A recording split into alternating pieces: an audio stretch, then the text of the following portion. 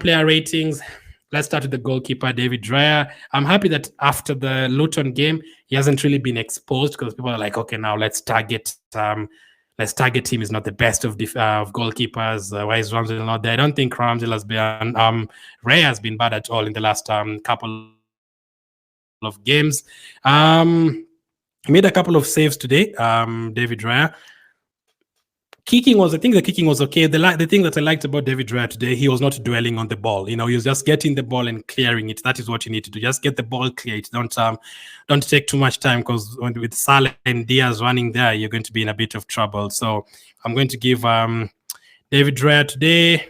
We didn't keep a clean sheet, but I don't think I expected a clean sheet today anyway. So, I mean, conceding one goal at Liverpool, I'll take it anytime. And another thing that I think he did well was the crosses. The crosses from Liverpool, the corners and the free kicks, I think he handled most of them well. I'm going to give David Raya 7 out of 10 for today. He was very good. Centre-backs, man, we are so lucky to have these guys. I still think Gabriel is very underrated. He's very good. People only talk about Saliba, but Gabriel is very good as well. Very, very good. I think even when Salah went to centre forward after Gakpo went off, I think they dealt very well with them. Tackles, interceptions. I'll take a look at the stats later, but just from the top of the head from watching the game, I'm going to give Gabriel an I also remember he scored a goal. Okay, I'm going to give him an 8. I was close to giving him a 9, but I felt like the Salah goal when Salah went past Zinchenko, Gabriel was so close to that situation. I think he would have done better in terms of coverings for Zinchenko. But he was great today once again. He scored our goal. Very, very comfortable in terms of winning headers. 74% passing accuracy. Obviously, as I said, he scored a goal too. He blocked a shot as well. I'm going to give him an 8 out of 10 for today, Gabriel. He scored a goal, but I've cancelled that out because it didn't really help Zinchenko in that goal. I felt like he would have done better, but 8 out of 10. Very good performance still. Saliba. Did he even make any errors today, Saliba? I don't think I saw any errors from Saliba at all. I mean, he didn't score a goal like Gabriel, but if you take a look at the stats, 2 tackles, 1 interception, 1 blocked shot, 3 clearances. Man, these guys are so good. But another one that I'm going to give an 8 out of 10. So Gabriel and Saliba both get 8 out of 10. I think they're very good as well. I wouldn't even argue if you gave them a 9, 8 out of 10. Ben White, first half defending was really good. He's putting in tackles. There's a reason why they were passing the ball to the right side. Every time Van Dijk got the ball, Trent, they were passing it to Salah. They were not passing it to Diaz, because the first 20 minutes, Ben White was making very good tackles. He was not getting exposed at all. So they kind of feared this side of Ben White and Saliba, and they went to the other side because this other side was working really, really well. Second half, there's a couple of times the ball was played in behind him. I don't think it's easy to, dribble past Ben White. I think sometimes he loses concentration when the ball is played in behind him, a player goes past him. That's where the problem is. Also, he was going forward a lot of times today, and he was asking for the ball, and Saka and Odegaard are giving him poor passes. He would easily have had a couple of chances created if Odegaard and Saka were more careful with their passes. But again, a clearance, he made 4 interceptions today, 2 tackles. He won half of his ground duels as well, 78% passing accuracy. I don't think it was a calamity. It's no time that I felt like, oh my goodness, it's Diaz against White. So a couple of times he lost concentration, yes, but and again, I do expect that when you're facing Doku, Mahrez, Zaha, these players, they're going to get past you eventually once or twice. So I'm going to give Ben White a 7 out of 10. I don't think he was bad. The next one, Zini. I'm still a big fan of Zini, not his defending though. I still feel like in terms of going forward, he gives us a lot. Maybe that is the solution.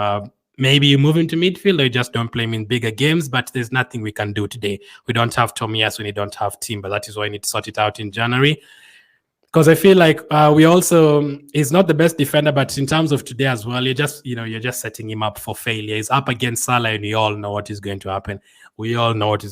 Salah can dribble past Kivio, he can dribble past Marcelo, he can dribble past all those players. So Zinchenko is not the best defender. Obviously, he's going to dribble past him as well. Defending for the goal, shocking. You don't let Salah cut into his left foot. That is terrible defending. And even the ball going above his head, very, very poor.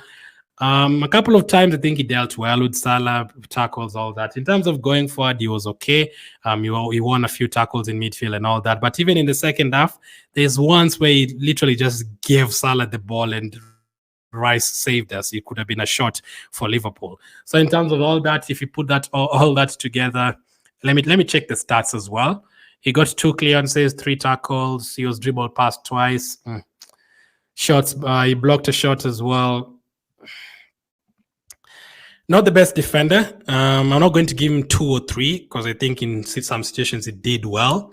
So second half, the errors. The reason you consider the goal is because he left Salah to go to his left foot. Maybe Liverpool would never have scored in that game. So I'm going to give him a 5 average because of the rest of the things that he did. If he didn't do anything at all, I would have been giving him 3 or something. But if you watch the first half and the things that he's supposed to do for us well, the passing and all that, he gave a few passes to Martinelli, through passes and all that. And he still won a few tackles in midfield and interceptions that put us on the attack. So going to give him an average one. But defending against big teams, I would prefer not to see him there because he's not the best defender. 5 out of 10. Hopefully that is fair. Raya 7, Gabriel 8, Saliba 8, White 7, Zinchenko 5. Zinchenko's gotten way less than the others. Declan Rice. I'm not even going to take a look at the stats, man. I watched him and I saw him every single place. He got a yellow card. Maybe in that situation, that's all he can do. Because if you let Salah and those guys Elliot go past, you're going to be in a bit of trouble. I mean, is this too high? Is this too high for Declan Rice today? Surely. I saw him even in the last 20 minutes. He was trying to take shots in the opposition box. This guy is absolutely incredible. Now, let me just take a look at the stats. He won half of his ground duels, 2 interceptions, 2 tackles, 5 clearances. God.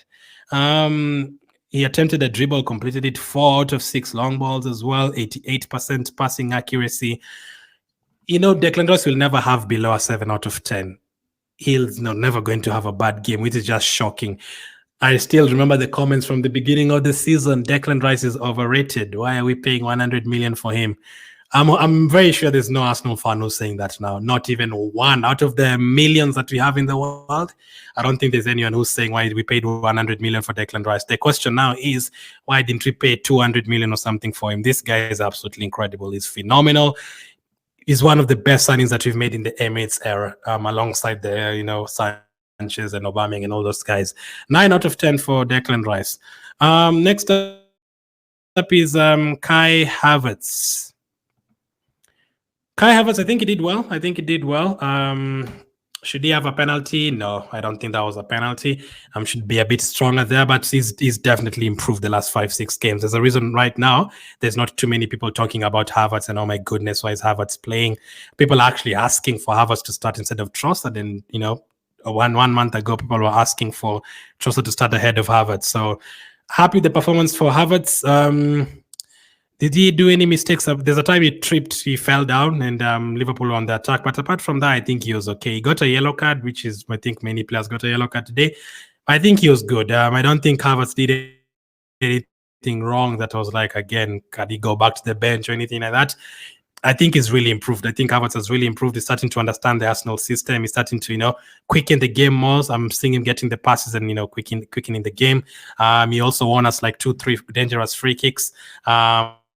He got a tackle as well, an interception in the midfield as well. He didn't lose the position a lot at all. So I was thinking 8, but I'm also thinking 7.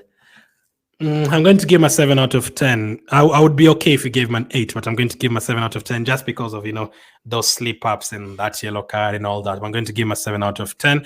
I think that is fair enough. I don't know how Liverpool didn't score this chance. 7 out of 10 for Havertz. Odegaard. In terms of the first 20 minutes, he got the assist for our goal. Very, very good free kick from Odegaard. He was very active. The first 20 minutes, him and Martinelli and Jesus, they were very good. The first 20 minutes of that game. Second half, you can still see Odegaard trying to make things happen. But the thing that people used to complain about Havertz is he's holding on to the ball too much. There's a couple of times I'm seeing Odegaard doing that as well recently, which I don't like. But he still created a few chances, especially from the free kicks. He put in 2 or 3 very good free kicks. One of them we scored from. Also in the second half, I think he was pretty. I also saw Declan Rice taking our free kicks today, which is crazy. I think Odegaard overall, I don't think he was a disaster, but I don't think he was amazing as well. I just think he did his job in terms of winning the thing that I noticed without even seeing the stats. I saw him like tackling 3 or 4 times in midfield and winning the ball back for us. That is something I'll never underestimate Odegaard and Havertz on. They do a lot of defensive work for us, pressing especially as well. Odegaard presses so much and he wins the ball for you so many times in the final third. The only problem in the last 2-3 games, I'm seeing Odegaard and Martinelli doing all the great stuff, but the final products, they're shooting instead of passing, they're passing instead of shooting. Last season, they were very good. They got a lot of goals, and that is because they're making the correct decisions and they're just going for it. Sometimes I'm seeing Odegaard having the chance to shoot, and he's taking too much time. In terms of stats, let me see. He had 3 key passes. One of them was the assist that he got. He also had a shot of 5 tackles. That's not bad for a player like Odegaard. He's a number 10, 5 tackles in midfield that he won. He blocked a shot as well. He had 2 clearances. Oh, he won 7 out of 10 of his ground duels. Can Odegaard play as a defensive midfielder? Maybe if you don't have Declan Rice, he can play as a defensive midfielder. In terms of defending, Odegaard was really good today. Winning tackles and all that, very good. And he got the assist. So if you take all that into consideration, I've also taken into consideration that we put in a corner, and instead of him, crossing the ball back in, he just feinted it and it fell to Salah and they almost scored. They had 6 players against 1. He also lost the ball maybe once or twice, but apart from that, I think in terms of defensive work, Odegaard was really good. 5 tackles for number 10 is really good. 7 out of 10, I think is fine enough. I think 7 out of 10 is fine enough for Odegaard. Let's go to the wingers. Martinelli. First half, he was very lively. Decision making, not the best, but he was very, very lively. He was giving the Liverpool players a headache, and that is why you could see Trent like running back and trying to defend, because they were very worried about Martinelli.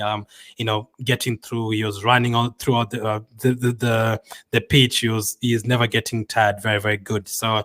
He missed a chance though. He missed a very good chance in the first half. Basically, the goalkeeper was down and he put it off target. There was a lot of players in front of him, but at least put it on target. You never know; it can hit the player's hand and stuff like that. But I'm going to give him a 7 because the first half he was really good in the pace and the running and the commitment, all that very good. So I'm going to give him a 7 out of 10.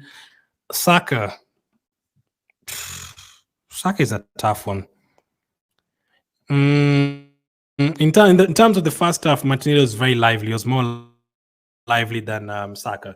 So far, I've given Saka a higher score than Martinelli, which is weird. He was fouled 2 times. I've forgotten who won the free kick for us when he scored. I'd like to know that.